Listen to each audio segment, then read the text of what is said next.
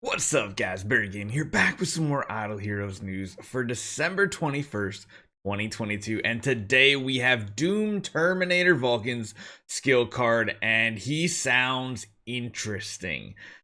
Very powerful, potentially. Has some kind of interesting synergies, maybe even with Lord of Death Azrael, which is kind of cool as well. So keep that in mind when we go over this. He has a very similar toolkit, like the active ability and everything are very similar to regular Vulcan, but supercharged, way up there, absolutely crazy. I just noticed I got my light working and it looks broken again. So hopefully you guys enjoy this, and make sure you guys take 1 second, hit that subscribe button. Let's jump into it because I think this hero is going to be very, very strong.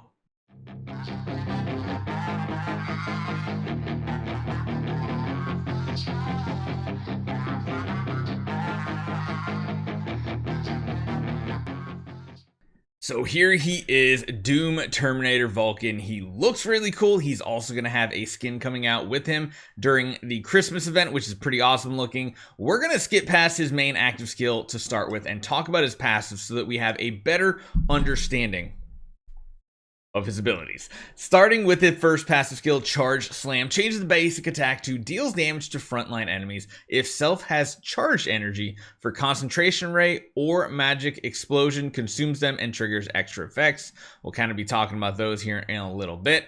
Impeccable Insight, second passive. At the end of each round, that's pretty good, restore self HP and grant self a shield. So just naturally happens. That's not too bad. When an enemy releases active skills, you gain layers of analysis.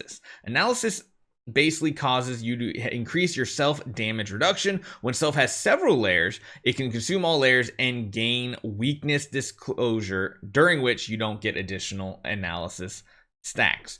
This weakness disclosure increases self damage reduction. Meanwhile, self ignores all enemies' armor, damage reduction, all damage reduction, block, dodge, and crit damage resistance until self releases an active skill the next time. So essentially, this makes him a Drake for himself. You know, Drake's defense down ability, except it's on every enemy, because he's just ignoring the enemies. Oh my god, this sounds potentially disgusting. Even for like PvE scenarios where you can drop Drake out if he's your main damage dealer, this could be really good. This sounds pretty broken. It just depends on how many analysis layers we need in order to proc this. If it's more than a couple, then it might be kind of difficult. We'll have to see. Moving down to the bottom one down here. Okay, Fearless Arsenal passive skill. Doom Terminator Vulcan can gain layers of charged energy anytime when an ally releases or takes damage dealt by basic attacks. There's a chance to obtain concentration rate. Remember, these are the concentration and magic explosion we saw up here. Number 2, when an ally or enemy releases active skills, there's a chance to gain magic explosion. And then number 3, when an ally or enemy dies, there's a chance to obtain freezing pierce. When the cap of any charge energy is reached, increases self attack, removes random buffs from self, and gains immunity to fear, aka Lord of Fear Aspen cannot lock him down and drain his energy. So this is interesting. Number 3, it's only when an ally or enemy dies. I mean, I can think of only one synergy that could make this proc immediately, and that's really just having like a glass cannon, a Lord of Fear, or Lord of Death Azrael. I think that might have a kind of cool synergy with them, since he can come back to life, whereas the other heroes is like, you don't want to lose any of your heroes. This one might not be that big of a deal if he's paired with him. So these are the keywords: concentration rate, magic explosion, freezing pierce. So let's go to the big active skill, Godly Prowess. I mean, it seems pretty godly. Deals damage to one enemy. Okay. Meanwhile, consumes all layers of that charge energy we just talked about and deals extra damage based on the type and number of those charge energies. For the concentration rays, which is again when we deal or take basic attacks, deals several attack damage to random enemy heroes. That one's like, is okay. Magic explosion, though, deals damage to the enemy with the lowest HP, and crit is guaranteed. Meanwhile, deals damage equal to a percentage of the target's lost HP. So it's a double layer hit. It's the first part is guaranteed to crit. That one seems really, really good, especially for like PvE scenarios as well. Now, Freezing Pierce, this is the one that's really good. Deals damage to all enemies and reduces their speed for several rounds. Afterward, there is a probability, so a chance to inflict Freeze Cold Chill.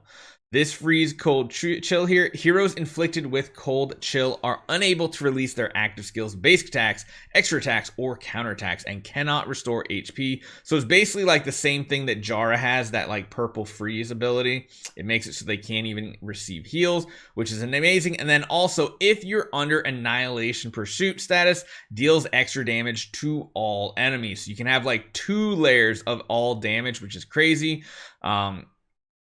Yeah, when Self has consumed some layers of charged energy, you basically enter the Annihilation Pursuit. So you just have to have probably a specific number of layers that you ate in the process here. But this seems a little bit crazy, especially if you're already in Weakness Disclosure when you use this active skill, because you're basically guaranteed to crit on portion of it, chances to do multiple layers of AoE damage. And you're also just ignoring every defensive stat that hero has. As long as these numbers, like the stacks and everything, aren't too crazy, then yeah. The one thing is it changes basic attacks, so my guess is it can trigger these extra effects up here on the basic as well. So even if you're not getting active skills off, you can still do like the magic explosion, you know, dealing damage to the lowest HP target, guaranteed crit, all that fun stuff. So the basic isn't useless because it can do that, but you are pretty much heavily reliant on like enemies using their active skills to get layers of analysis, allies getting hit and doing damage with both actives and basics. So he's not like a one-man army for sure. He needs a team kind of around him, I think, to really get the best benefit out of it. But this godly prowess could be some just absolutely godly damage. We also have a little bit more information here. We do know, let me actually just pop this up on screen real quick. Let me save this. Let's shoot this up on the screen. Hopefully it's not badly formatted. Nope. So we do know the tenants for this: Vulcan and Machman in the first slot, Eos and Andrea for the second, regular Azrael and Tussilago for the third, Asmodel, the Dauntless, or regular Arania over here for the tenants. We'll have to see how he turns out. I don't know. He could be very, very strong. Like, very, very strong. It's really just that freeze ability. That freeze ability is the one that I'm questioning here. If you can get Freezing Pierce off more reliably, I mean, he could also be like a CC hero, which would be kind of crazy. A damage / CC hero. I don't know. Let me know what you guys think. Hopefully you guys enjoy this, and we're going to be building them. I don't know if we're going to be building them tomorrow. Well, wait. Is today? Yeah, today's Wednesday. Tomorrow. Wow, Thursday's already tomorrow. We're going to be building them probably on Reed's account. I don't know if we're going to be building them on ours tomorrow night, but we will be live streaming here on Twitch. So make sure you guys check that out. Hopefully you guys enjoy this one. Hit that subscribe button. I'll see you guys next time.